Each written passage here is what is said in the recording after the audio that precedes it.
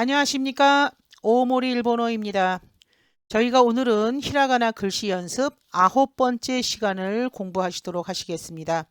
저희가 지난 8번째 시간에서는요, 바로 이 응이라고 하는 발음이라고 하는 것에 대해서 연습을 좀 했었습니다.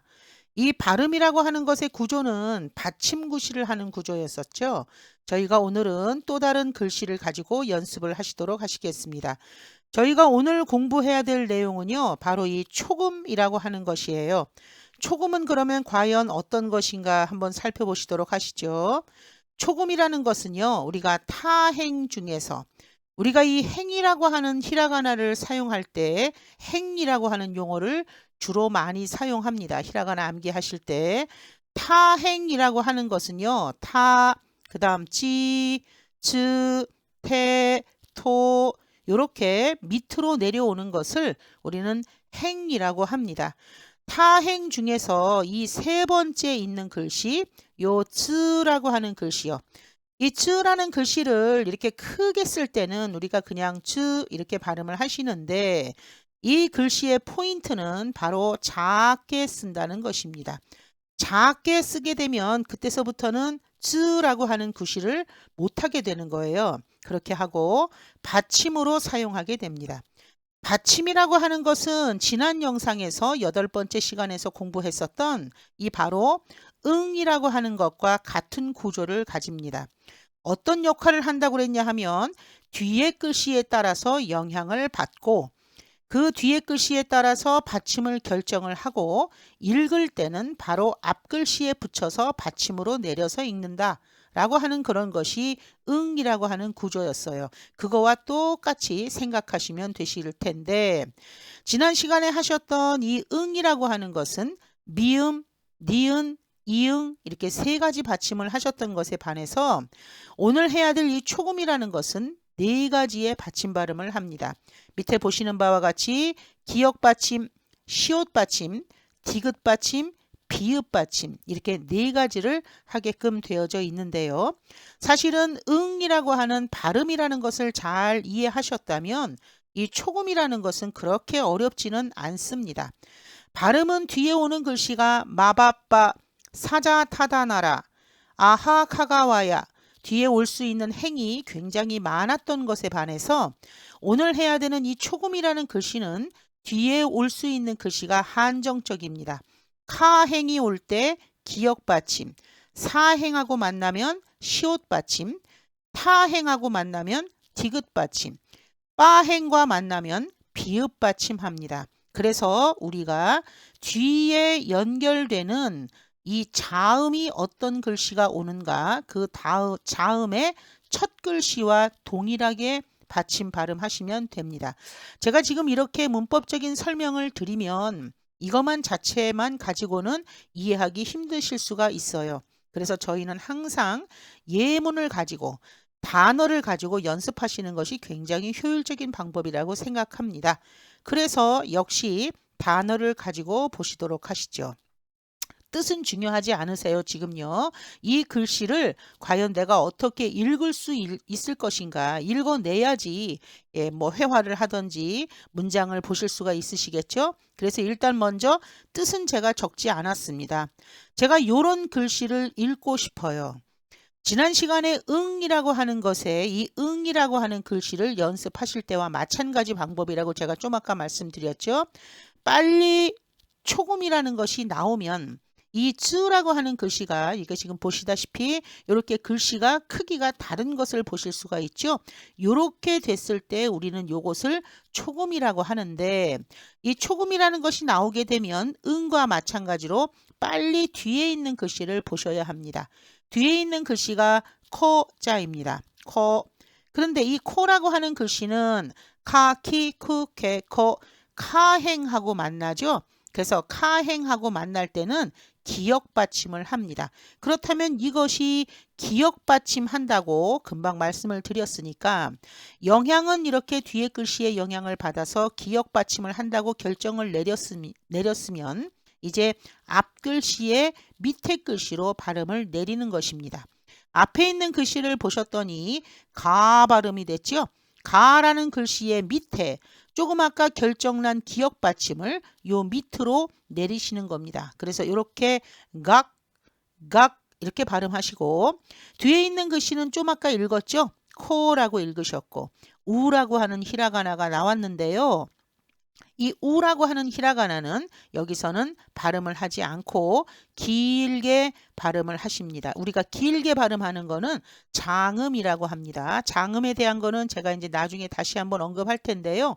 일단 지금은 장음 발음한다라고 하는 것만 그냥 들어만 두시기 바랍니다. 그리고 이것은 이제 코라고 조금 아까는 썼는데 여기서 지금 코라고 하는 글씨는 조금 강하게 발음할 거예요. 그래서 쌍기역에 된 소리 발음 나게끔 발음합니다. 그래서 갖고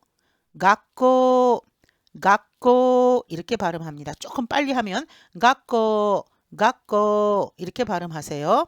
이렇게 발음하는 것을 우리는 초금의 역할이다라고 보시면 되시겠습니다. 학교라는 뜻입니다. 하나 더 연습하시죠.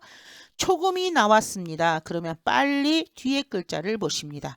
뒤에 있는 글씨를 딱 봤더니 세라는 글씨가 나왔어요. 사시스세소 사행하고 만났죠. 시옷 받침. 그렇다면 이 녀석을 시옷 받침으로 하라고 결정을 냈죠. 앞에 있는 글씨를 딱 보셨더니 캐 발음입니다. 조금 아까 결정난 시옷 받침을 앞에 글씨 밑으로 내립니다. 그래서 캣 이렇게 발음됐고요. 뒤에 거는 좀 아까 읽었으니까 새 발음 하시고 뒤에 있는 글씨는 키라는 발음이신데 키라는 발음보다 조금 강하게 읽을 겁니다. 그래서 조금 된소리 발음 나게끔 끼라고 발음합니다. 발음은 캣새끼 이렇게 발음합니다. 캣새끼는 결석이라는 단어예요. 예, 이 글씨를 할 때마다 우리가 수업 시간에도 많이 웃음을 자아내는데요. 이것은 욕은 아닙니다. 결석이라는 단어입니다. 캣새끼, 결석입니다. 초금이라는 글씨가 등장이 됐을 때 이렇게 초금이라는 글씨가 나올 때는 이 글씨를 조금만 악센트를 넣어서 집어넣어서 읽어주시는 게 좋아요. 개새끼 이게 아니고요. 캣새끼, 캣 이런 식으로 발음하세요. 가 이게 아니라 각 이런 식으로 발음하세요. 갖고 학교 캣새끼 결석이라는 단어입니다. 기역 받침 나는 경우 그 다음 시옷 받침 나는 경우 하나만 더 연습해 보실까요? 초금이 나왔습니다. 글씨의 크기가 작아진 글씨를 우리는 초금이라고 한다. 초금은 뒤에 글씨의 영향을 받아서 받침을 결정한다. 뒤에 있는 글씨를 봤더니 이번에는 반타금, 빠라는 글씨가 나왔습니다. 첫 글씨로 등장할 때는 파 발음하겠지만 뒤로 들어갈 때는 약간 된소리 발음에 쌍비읍 발음합니다.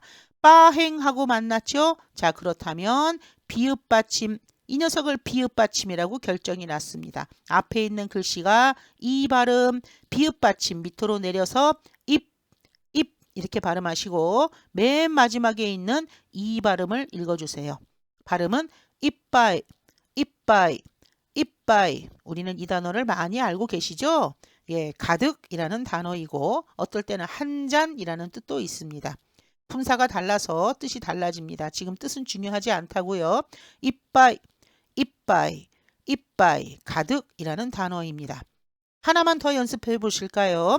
초금이 나왔습니다. 츠라는 글씨가 작아졌을 때 우리는 이걸 초금이라고 한다. 뒤에 있는 글씨의 영향을 받아서 받침을 결정한다. 뒤에 있는 글씨를 봤더니 타라는 글씨가 나왔습니다. 타, 치, 츠, 테, 토 타행하고 만났죠. 자, 그렇다면 디귿 받침, 요거를 디귿 받침으로 내리십니다. 앞에 있는 글씨가 이 발음, 그리고 디귿 받침, 얘는 타, 맨 마지막에 있는 거 이 발음합니다. 타라는 글씨보다 조금 강하게 된 소리로 발음하시겠습니다. 발음은 이따이. 지금 이렇게 히라가나만 써놓게 되게 되면 사실 이거는 뜻을 판별하기가 상당히 힘들어요. 일본어는 소리는 같은데 뜻이 다른 동음 이의어라는 것이 굉장히 많기 때문에 일단 여기서는 도대체, 대관절 이런 뜻을 가지고 있거든요. 자, 이따이. 어떤 교재를 보시게 되면 우리는 이렇게 썼을 때 디귿 받침하는 경우와 시옷 받침하는 경우는 우리가 표기할 때는 시옷과 디귿은 분명히 다르지만 발음을 하다 보게 되면 디귿 받침과 시옷 받침은 같이 발음난다. 그래서 어떤 사람들은 시옷과 디귿을 같이 합쳐버리는 경우도 있습니다. 그러나 저는 그냥 정확히 하나하나 낱낱이 설명을 드렸습니다. 저희가 오늘은 초금에 대한 공부를 했어요. 초금은 타행 중에서 쯔라는 글씨를 작게 썼을 때 우리는 이 작아진 글씨를 초금이라고 불러주세요. 그때부터는 쯔라고 하시는 거 아니고요. 받침굿을 한다. 뒤에 글씨의 영향을 받아서 받침을 결정하고 결정난 받침은 앞에 글씨 밑으로 내려서 기역, 시옷, 디귿, 비읍 중에 결정난 거를 밑으로 내려서 발음한다. 이렇게 생긴 글씨를 우리는 초금이라고 합니다. 저희가 지금까지 글씨를 상당히 많이 했죠. 히라가나 아이오에오서부터 와, 오까지, 응까지, 그 다음에 타금, 다음 반타금, 그 다음 요음, 그 다음 지난 시간에 응이라는 발음, 오늘 시간에 초금이라고 하는 것까지 공부했습니다. 이제 히라가나가 거지반 다 끝나게 됩니다. 한 2시간 정도만 더 하게 되면 글씨는 다 끝나게 될 것이고요. 글씨가 이제 끝나게 되면 이제 글씨 처음 기초부터 공부를 차근차근 해 나가시면 되실 것 같습니다. 제가 기초 일본어 문법이라고 해서 45가지의 강의를 올려놓은 게 있는데 글씨가 끝나신 분들은 그 강의로 들어가셔서 1강부터 한번 보시면 되겠습니다. 저는 넥서스 출판사에서 나오는 우끼우끼 일본어라고 하는 그런 교재가 있는데 그 교재가 상권과 하권의 2권으로 이루어져 있어요. 그 교재를 기반으로 제가 수업을 진행 중에 있으니 그 교재를 참고하셔서 보셔도 좋겠고요. 아니면 그냥 영상만 보셔도 되겠습니다. 저희가 오늘은 초금 글씨까지 마치고 다음 시간에 다른 글씨로 또 만나기로 하죠. 자, 오늘은 여기까지. 긴 시간 고생하셨습니다. 아리가또 고자이마시다.